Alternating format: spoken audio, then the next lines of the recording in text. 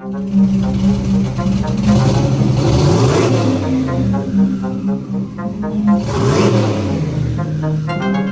everybody, welcome back to the channel. So I'm pretty excited today about this video because, well, let me show you. Got some new headers. So the reason I'm so excited about these headers is because they're the mostly permanent. Probably never be permanent anything on this truck, but anyway, these headers are going to give me the clearance I need compared to the other ones. The other ones were just too long. So these are the ones I'm going with, and I got them, so now I can start fabbing up turbo stuff. So that's why this video is going to be pretty exciting. So I got the old headers off. I already had the other ones on for a little bit, but I got them back off because I need to do some work to them. And what that would be is these guys right here need to be replaced. They're not stainless and I don't want them. They also don't have the typical male-female ends on it. They're just flat-faced flanges. Alright, there really is another pretty big reason I'm excited because, well, I finally got a fab table. Just under $200. This thing's pretty awesome for Harbor Freight. So I'm excited because I don't have to use a wooden table or a vise that's not really that great, or, well, I don't really weld on my toolbox because obvious reasons, plastic and rubber, they don't hold up to heat. But anyway, I'm going to use this for the first time to cut these flanges off.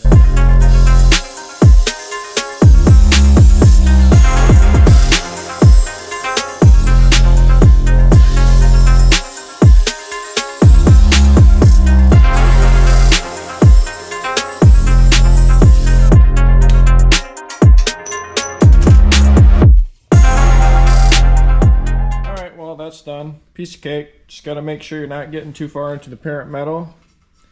Bring it down just enough and you should just be able to crack the stainless. Alright, so I got all the previous welds ground down and all polished up and got them in the truck.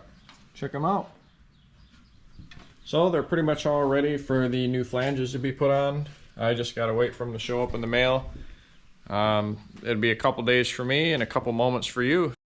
Meanwhile, I think I'm going to get these reducers tacked up right here.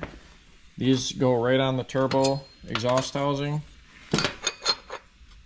And that will go from the 3-inch header to the 2.5-inch on the turbo. Alright guys, so I got the V-bands all laid out in front of me. And as you can probably tell right away, this is why I changed V-bands and took the time to cut them off. So right here is the ones... these ones come on the headers, and these are the ones I just ordered and got the other day. So these are mild steel, and they're probably a third or a quarter of the price of these ones. But they don't even seat male and female. I mean, they do. This one has the male, but it's just flat on this one, and they're just a lower quality V-band compared to these ones. These ones are Mishimoto ones. Those are the ones I just happen to choose. They're also stainless. These ones aren't. The clamps aren't bad, but seeing them now with the new clamps, like they're quite a bit different in size and quality. Even just the size of the bolt alone is a big difference. So that was a win-win getting the new ones. So now it's time to get them on there.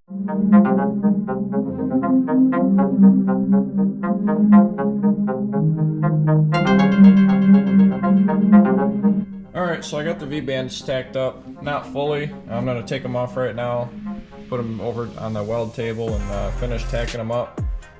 And then I'll have to put them right back on the engine because I'm going to start tacking in the rest of the tubing for the turbos. Alright, well I guess I'm gonna have to invest in a daggone weld chair because the kitchen table's a little ridiculous.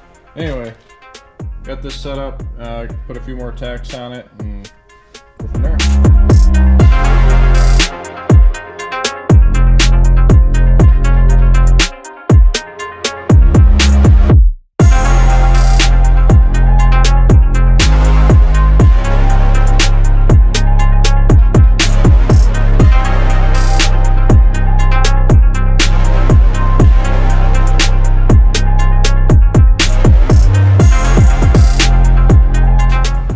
I got the first couple pieces tacked in, the flange and those two elbows.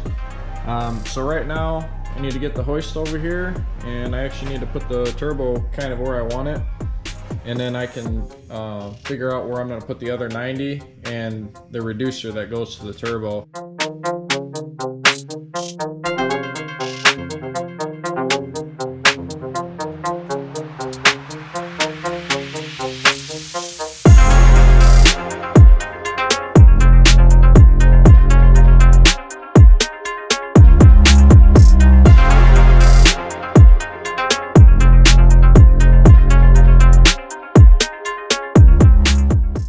Alright, so right now I'm just fitting up my wastegate flange. Just got a little bit of grinding left to do on that, and then we're going to start welding it.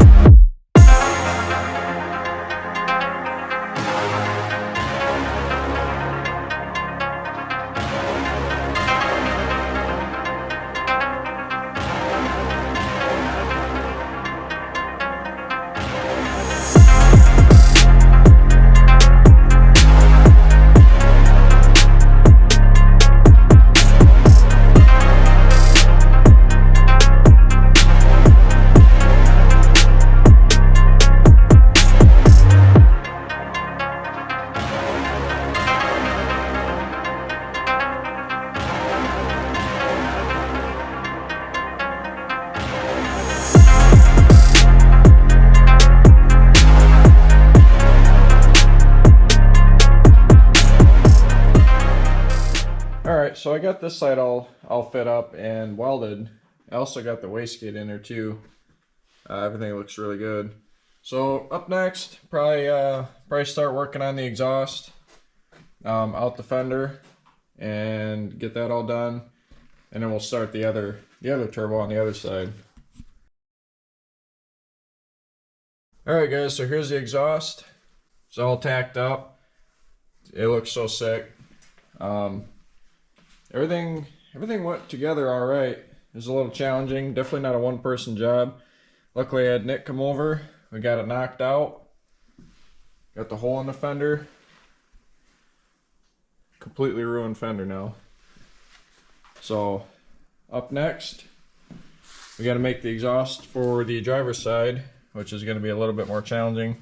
Not ridiculous, but I just need to move this brake line, and I need to relocate the catch can. Probably put it maybe right here or something. So just being out here chipping away at it. I got the drain lines done and the feed lines are ran. So really the only thing I have left is running that exhaust and, well, getting it ran and tacked anyway, and then I can at least start it. I think that's kind of what we're all waiting for, is to hear it. I know I am. It's gonna sound pretty insane.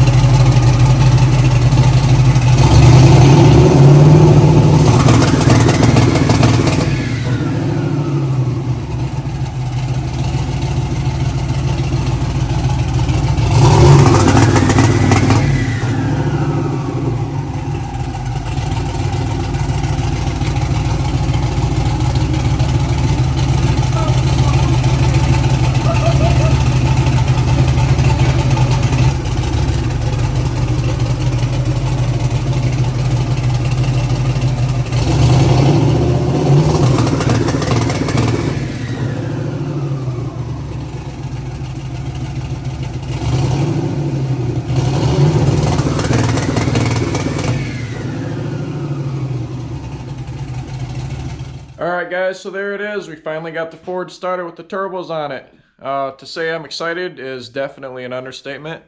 The truck sounds amazing with the turbos on it and the 4-inch dumps. It totally changed the sound. It just, it doesn't sound like a mud truck anymore, so I'm pretty excited about that. So it's definitely starting to sound more like a twin turbo LS should sound. We got a lot of work done to get to this point, and there's definitely a lot more work to be done. So we still have the intake piping to do, which for right now I'm not running an intercooler because the one I got is just, so there's just not enough clearance for that where I want it. So we're just gonna run straight into the intake right now till I get a new intake. Then we'll see if I do a sandwich intercooler. Other than that, I need to finish up my boost controller setup, the tubing and the wiring and all the sensors with that system. And after all that is done, it should be it, except for I have to redo the brake lines right here, and just a few other things. The catch can is not going to work there, so I think I'm going to put it right here. I'm going to get the coolant overflow, and that's going to be right beside the catch can, so that'll look pretty good right there. So I finally got my toolbox cleaned up a little bit, and I got the downpipe set up to weld.